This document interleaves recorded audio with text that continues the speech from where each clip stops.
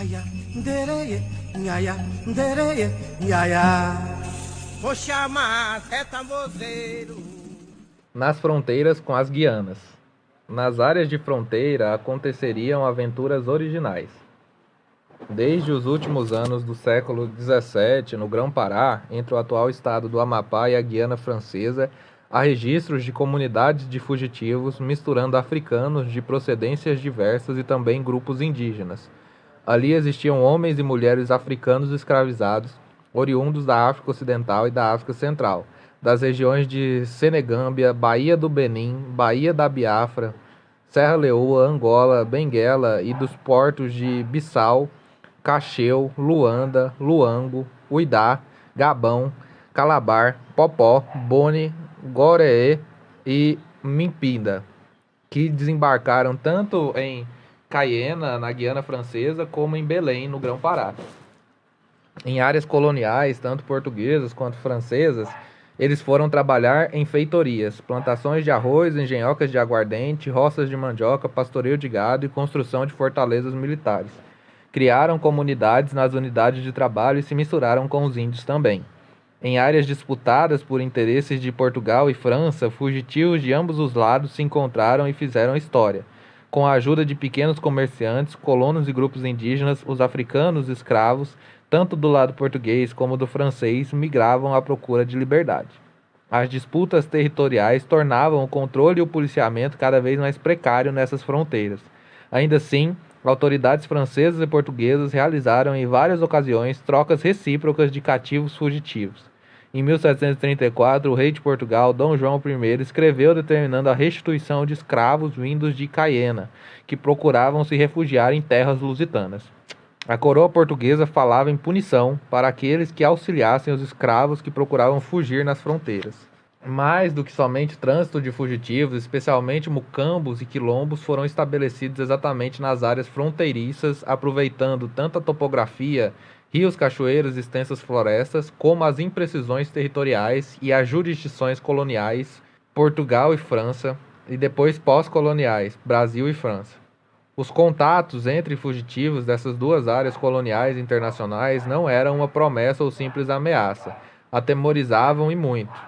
No Oiapoque, um militar que viajava na região se deparou com mais de 80 negros, todos armados de flechas, facões e armas de fogo. No outro lado da fronteira, Guiana Francesa, também temos a descrição de um quilombo, atacado em 1748.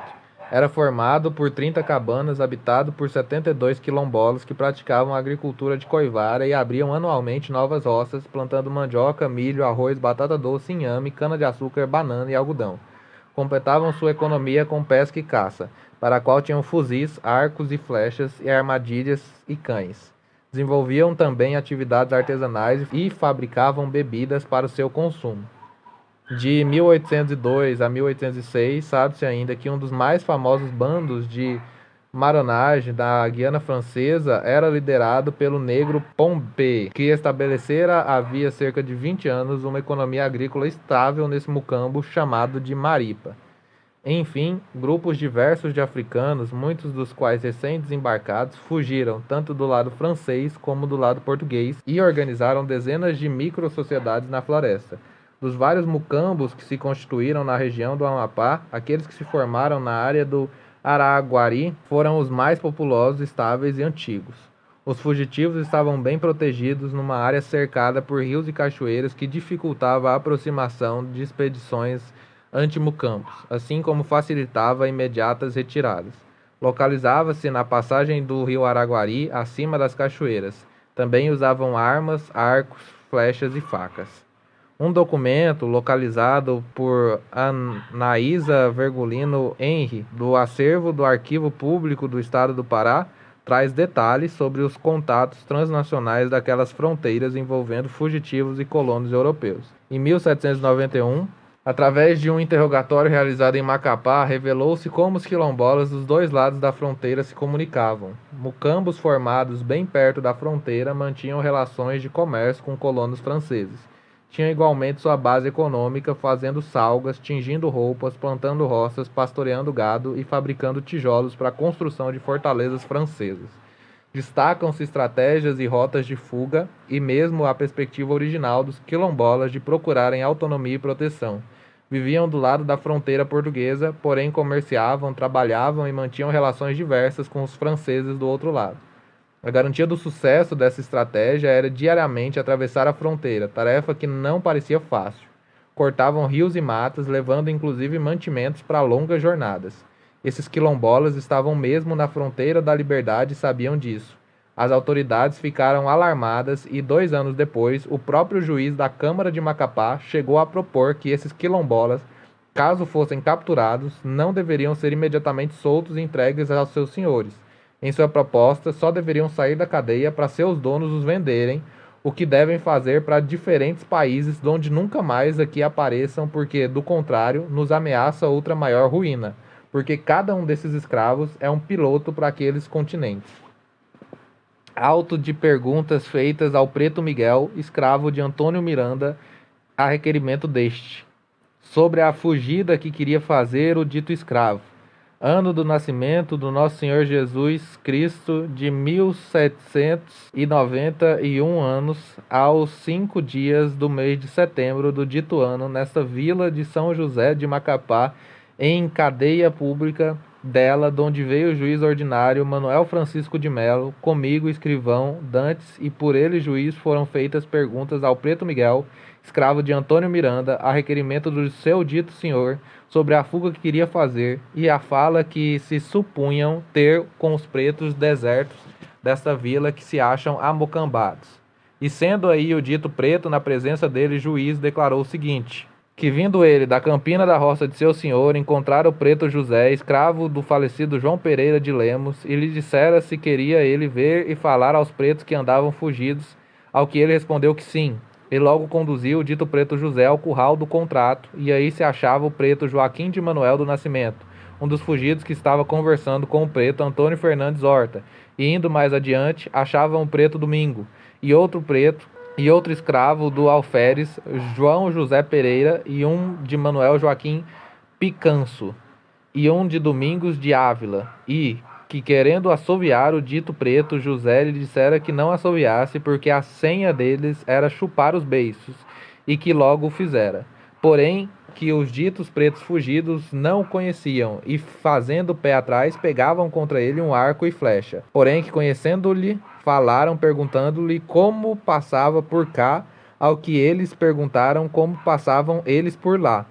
Ao que lhes era responderam que passavam muito bem, que logo que daqui fugiram, como iam amofinados e cansados da viagem, os sangravam e perguntavam, e que foram tratados a galinha, e que, tornando-lhes a perguntarem que se ocupavam lá, lhes responderam que era em fazerem roças grandes, e que seus haveres os vendiam aos franceses porque eles tinham comércio, e que eles mesmos lhe tinham dado um padre da companhia, mas que esse já tinha morrido, e que lhes tinha mandado outro, e que o mesmo padre era o que os governava, e que estavam muito bem, de sorte que os escravos de Estevão Luiz da Rocha já tinham lá um curral de gado, e que parte de seus companheiros tinha partido a fazer uma salga para o seu padre, e outro que havia pouco tempo que tinham acabado de fazer tijolos para os franceses fazerem uma fortaleza com os ditos pretos, e que todos andavam sempre armados com seus chifarotes e o que se viu nos com que falou, e roupas tinta de caapiranga, e que se, despedindo deles, lhe disseram adeus até a festa do Natal, e que eles não vinham obrigados pretos que fugiam, que só sim iriam os que quisessem por sua livre vontade, e que mais lhe disseram, e será o caminho por onde costumavam ir à vila, já que não era pelo Frechal, que gera pela banda donde Manuel Antônio Miranda tem curral, para amor dos brancos que iam atrás deles, e que tinham uma canoinha no rio Araguari, que lhe, quando vinham e iam se passarem nela de uma para outra banda, e que mais lhe disseram que sua existência era do Araguari, que para lá todos os pretos fugidos estavam de parte de cá, e que para irem trabalhar a terra dos franceses atravessavam um rio de água salgada, para lá irem e iam pela manhã e vinham à noite, e que todos os pretos dessa vila têm fugido, que lá estavam. E só uma preta do cadete José Antônio da Cruz tinha morrido do parto. E mais, disse o preto, que os pretos fugidos lhe disseram que tinha partido dela para cá o mês passado para tornarem vir e que quando vinham deixavam metade do mantimento no meio do caminho para quando voltassem. E disse mais que o preto Fortunato Lopes e o preto Pedro Gonçalves Homem também estavam falando com os pretos desertores na mesma noite que ele também falava com os ditos pretos. E disse mais que os pretos todos com quem ele falou tinham todos chifarotes, mas não disse o dito preto perguntado pelo juiz que há 5 ditas perguntas de que dou fé, e eu, Joaquim José Lisboa, escrivão do geral, que o escrevi. Manuel Francisco de Melo, juiz ordinário. Em áreas amazônicas aconteceu outro fenômeno original, quando mucambeiros e quilombolas entraram em contato, muitas vezes com a intermediação de grupos indígenas, com os grupos de Bush Negróis, negros da mata, como eram denominados os fugitivos descendentes deles, da Guiana holandesa. A partir de vários estudos, conhecemos um pouco da memória sobre os mucambos e comunidades remanescentes das regiões do Baixo Amazonas, destacadamente sua etnogênese e contatos inter- e transculturais de grupos indígenas e marrons da fronteira. Desde o século XVIII, houve contato de quilombolas do Brasil e os negros da mata do Suriname, na área do Baixo Tocantins, Santarém, Óbidos, Monte Alegre, Trombetas e Alenquer. Os mucambos e fugitivos produziram, entre rios e muitas cachoeiras e escarpadas florestas, itinerários, rotas e cooperação para cenários transnacionais, redefinindo territórios e fronteiras étnicas. Alguns apareceram na documentação já no final do século XVIII. Em 1805, havia referências a um formidável mucambo de negros do rio Curuá, e que se presumia existir no rio Trombetas um quilombo de gente velha e negra. Em 1855, uma expedição anti-mucambos no rio Mapoeira localizou gentios, um de cor alva e barbados e outros de cor bronzeada e barbados, que estavam em contato com os quilombolas, e todos traficavam com comerciantes e mascates de Demerara, nome da antiga colônia holandesa, onde compravam armas de fogo e terçados. Havia uma tradição de migrações permanentes com contatos com negros fugidos tanto no Brasil como no Suriname, e a intermediação de trocas mercantis via grupos indígenas. Destacam-se os tiriós, chamados de trios na Guiana holandesa, os pianocotós e os charumás. Já em 1749, grupos indígenas instalados na fronteira estabeleceram contato com os negros da mata do Suriname. Em 1875, Barbosa Rodrigues, um conhecido viajante da região do Trombetas, destacou que os mocambistas do lado brasileiro tinham um trato com os brancos das povoações, os quais negociavam através dos índios, alcançando os mocambistas do Suriname. No final do século XIX, o barão de Marajó afirmou que índios e negros dos mucambos se comunicavam com as malocas de negros que povoavam as cabeceiras do Saramaca e Suriname, na colônia holandesa. Tavares Bastos comentou que os mucambos de Trombetas permutavam com holandeses da Guiana. Em 1928, numa expedição na região do Tumucumaqué, Gustavo Cruz observou que ainda existiam negros remanescentes dos mucambeiros que faziam comércio de castanha, cumaru, um tipo de fragrância, e óleo de copaíba, com os grupos indígenas dos Ariquenás, Charumás e Tunaianas, através dos tiriós e pianocotos. Na fronteira, os mocambeiros estabeleceram contato com os negros da mata do Suriname, e investigando as fronteiras indígenas, Protásio Friquel destacou que os negros da mata do Suriname faziam viagens comerciais às aldeias dos tiriós, trocando cachorros de caça, arco, pano vermelho, miçangas e instrumentos de ferro por parte dos negros. Comunidades de negros fugidos do Suriname, grupos indígenas e mucambeiros fizeram um encontro original nas fronteiras amazônicas. Missionários atravessando a cordilheira do Tumucumaqué em 1944 colheram a informação do cacique Aparai dos Macurus que havia naquela região 18 tribos de índio e 4 de negros, e as tribos negras eram denominadas de Maicoré, termo igual a Mecoro, como eram apelidados pelos índios os negros das matas do Suriname e da Guiana Francesa.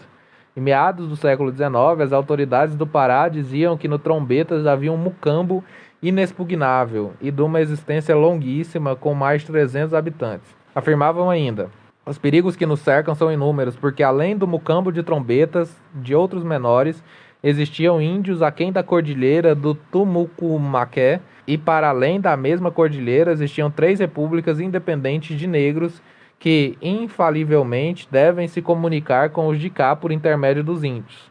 No Suriname, desde o século XVII, grupos de negros fugidos estabeleceram comunidades, existentes até os dias atuais. Em 1760, uma das comunidades de fugidos, chamadas de Alcaner, negociou a paz com as autoridades holandesas, que reconheceram sua autonomia e permitiram a ocupação da terra em troca da devolução de novos fugitivos e da lealdade colonial. Estavam estabelecidos ao longo do rio Tapanohoni, perto da fronteira com a Guiana Francesa. Anos antes, em 1749, outro grupo de fugitivos, situados entre os rios Saramacá e Suriname, e no centro do Suriname, havia tentado negociar a paz com as autoridades coloniais e terminaram por fazê-lo em 1762. Constituíram consideráveis comunidades que existem até hoje, e são denominadas Saamacas. Um pequeno grupo dissidente dos Saamacas continuou por 5 anos as lutas anticoloniais, vindo a formar o grupo Matauai. A língua crioula dos Samacas é uma invenção linguística erradicada por parte em português, porque os cativos fugidos que formaram tais comunidades nos séculos 17 e 18 pertenciam a fazendeiros judeus sefarditas e seus descendentes que chegaram ao Suriname em companhia dos holandeses depois de serem expulsos do Nordeste brasileiro em meados do século 17. Novos grupos fugidos surgiram no final do século XVIII, entre os quais se destacam os Alucus, também denominados Bonis. Estes passaram a fronteira com a Guiana Francesa em 1776 e, ao contrário dos grupos anteriores, só conseguiram estabelecer tratados de paz em 1860. Não mais com os holandeses, mas sim com os franceses. Com os tratados de paz e negociações, tais grupos desenvolveram suas culturas e geraram microsociedades no interior da floresta ao longo dos séculos XIX e XX, sem com isso permanecerem isolados. Foi com essas e outras comunidades que indígenas e quilombolas do Brasil mantiveram conexões. Atualmente, nas Guianas, especialmente no Suriname e em parte da Guiana Francesa, existem milhares e milhares de habitantes em sociedades marrons, gerações remanescentes dessas comunidades de fugitivos da escravidão formadas no século XVIII e XIX.